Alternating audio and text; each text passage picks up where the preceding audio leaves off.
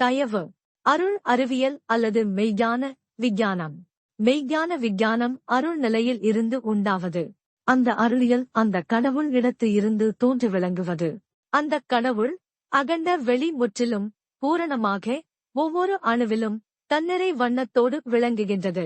அது மனிதனுக்கு கடவுள் அனுபவத்தை தந்து கடவுள் வாழ்வோடு ஒன்றாக விளங்கச் செய்வது.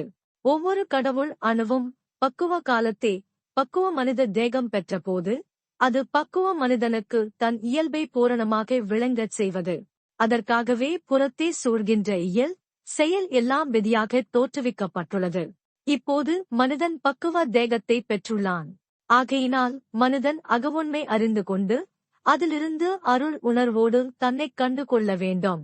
ஆகையினால் இப்போது ஒரு மனிதன் தன் உண்மை கடவுளுக்கு தகவே தோற்றுவிக்கப்பட்டுள்ளான் என்பதை அறிந்து தன் உண்மை வடிவம் அருள் அக ஆன்மாவே என்பதை புரிந்து கொள்ள வேண்டும். ஆகையால் இப்போது மனிதன் தன்னை அகவடிவின ஆன்மாவே என்பதை அறிந்து அதனுடைய அருள் அனுபவம் பெறுவதற்கு முயன்று அந்த நிலையில் இருந்து புதிய ஆன்ம வாழ்வை தொடங்குவதுதான் திருவுள்ளம் ஆகும். ஆகையினால் மனிதன் தன்னை தேக வடிவினனாக நினைந்து விதியே நினைத்துக் கொண்டு கீழ்நிலையில் அலைவது தவறு. மேல்நிலையில் இருந்து தன்னை அருள் வாழ்வுக்கு ஏற்றபடி அமைத்துக் கொள்ள வேண்டும். அப்போது அந்த நொடியில் இருந்தே விதியை வென்றவன் ஆகி அருள்வாழ்வு வாழ வேண்டியவன் ஆகின்றான். விதியும் விலகிவிடுகிறது. அருளனுபவம் சேருகிறது. அருள்நிலை பெற்று நின்று வாழத் தொடங்கிவிட்டால் விதியை பற்றி கவலைப்பட வேண்டாம்.